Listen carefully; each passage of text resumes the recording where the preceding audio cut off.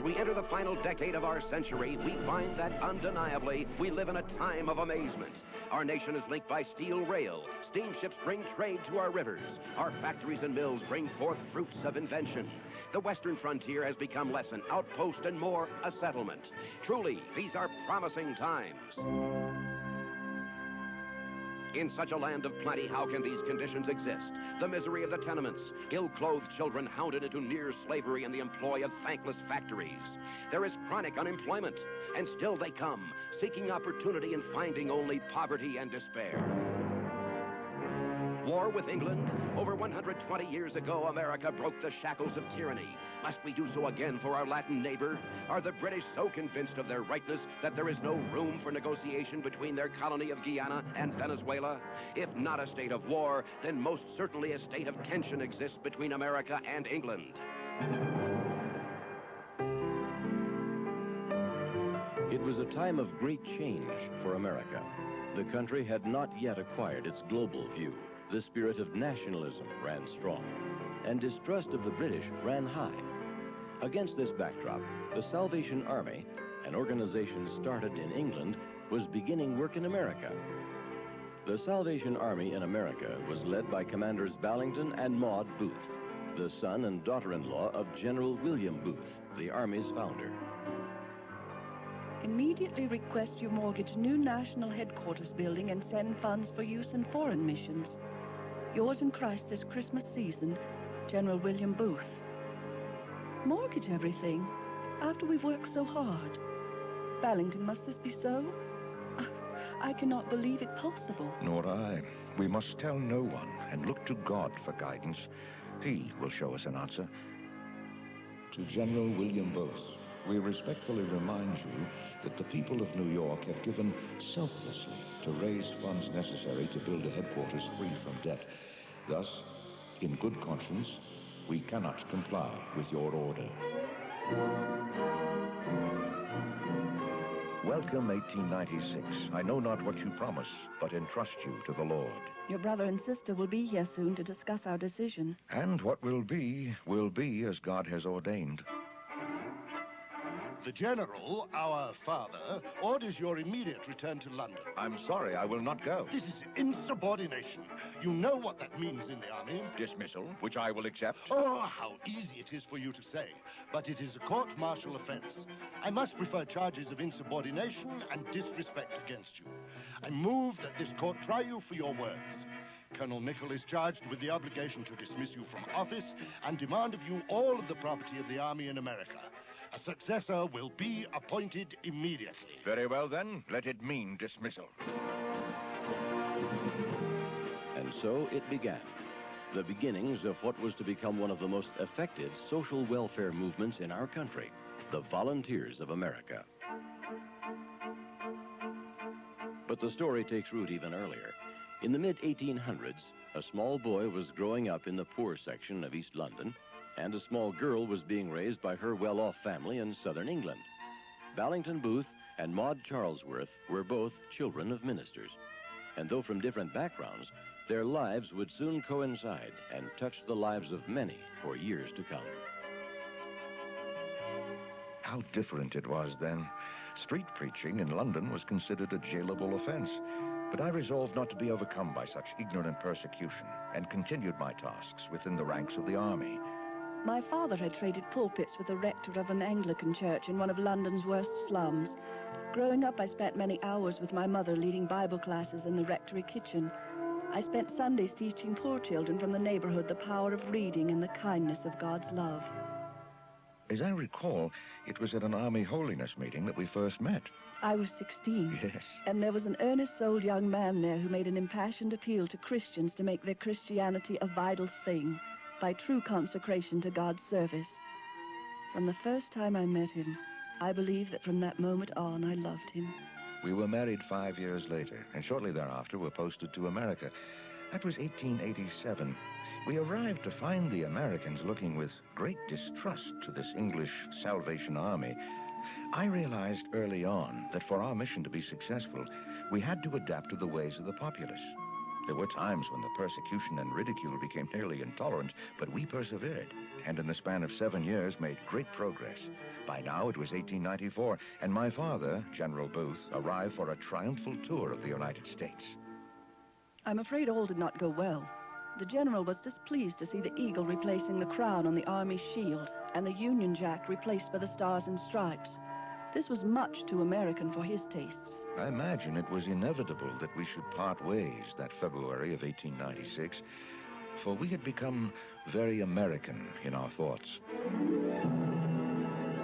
It would seem that the gift of charity does not always apply to the organizations that espouse it. Witness the shameful dismissal of Mr. and Mrs. Ballington Booth from their positions within the Salvation Army. However, the light of righteousness still burns brightly, as demonstrated last night in Cooper Union, as the Booths inaugurated a new religious movement with the support of over 7,000 faithful.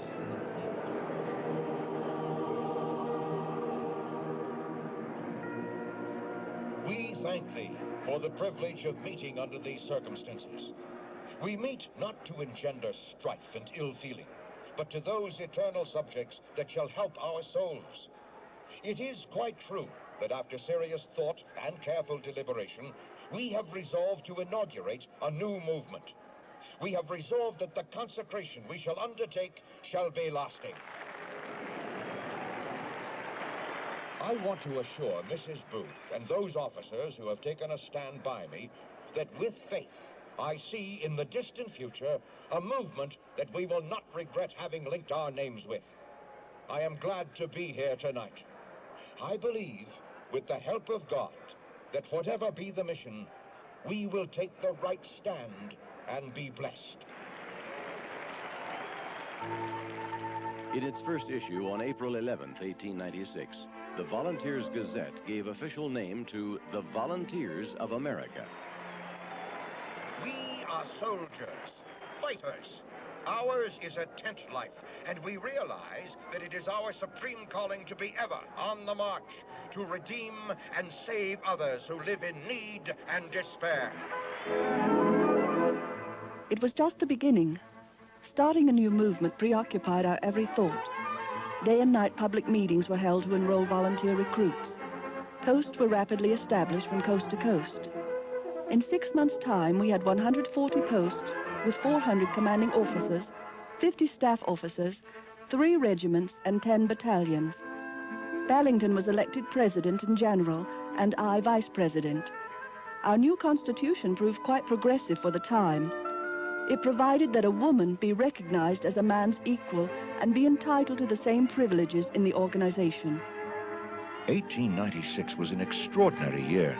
By summer, the Volunteers of America in Chicago directed an annual picnic for the city's poor children. Over 10,000 were fed. News of the event quickly spread to Cleveland, where an additional 900 children were treated. For Thanksgiving and Christmas that year, the officers and I began gathering food and toys to give to thousands of poor families. Many cities served holiday meals that season. This practice of serving dinners and distributing baskets of food, toys, and clothing at Christmas spread to nearly every volunteer post in the country. With joy, I helped Ballington in all the volunteer activities, yet I longed for special work of my own. Remembering the terrible needs of men in a prison I had visited a year earlier, I hoped to do something to meet those men's needs. If God wanted me to serve in the prison field, he would open the way. I waited and prayed for guidance.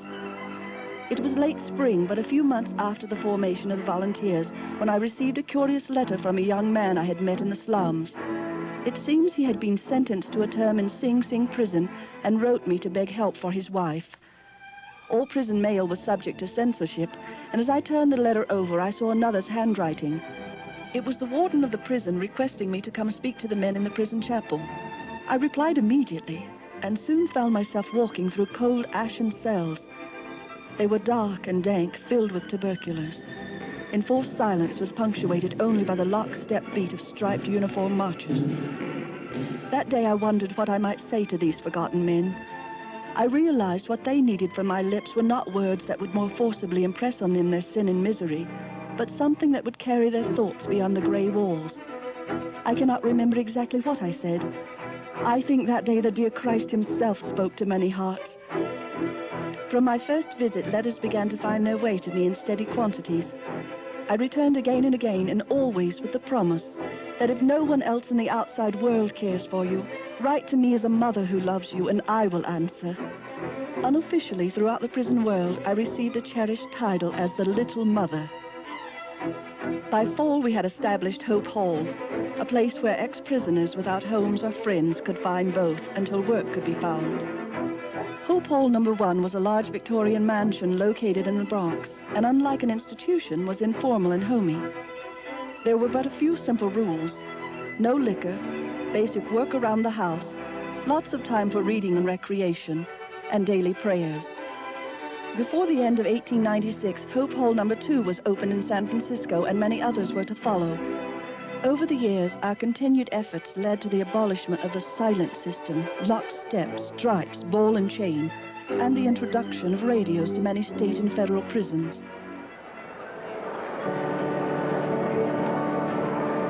Nothing is more powerful than the will of God and the belief in the goodness of man and his ability to help those of lesser fortune. How quickly, in less than the brief span of a year, we have seen the fruits of our mission. But there is so much more to do. My friends, as I stand before you here today, I am reminded of a story of a fashionable, richly dressed lady who dropped a jewel from her finger into the gutter in Paris. Unable to recover it any other way, she took off her glove, rolled back her lace sleeve, and probed the muck with her hand until she found the jewel. That is what the Volunteers of America are doing, removing from our hands the glove of caste, searching the filth and slime of the gutter for human souls. God's jewels. That, my friends, is just what the Volunteers of America are doing every day and every night, reaching down into the depths of human depravity and rescuing men and women from the chains and fetters that bind them. They are enabled to do this by the power from above, the power that is divine. For you cannot talk to a man about God when he is hungry and half-clothed. You have to feed and clothe him first. Never think of your work as a job. It is a call from on high to his service. Always remember the sacredness of your mission. Let the work of the Volunteers of America be always to fulfill the words, "The Spirit of the Lord is upon me, because he hath anointed me to preach the gospel to the poor. He hath sent me to heal the brokenhearted, to preach deliverance to the captives and recovery of sight to the blind, to set at liberty those who are bound."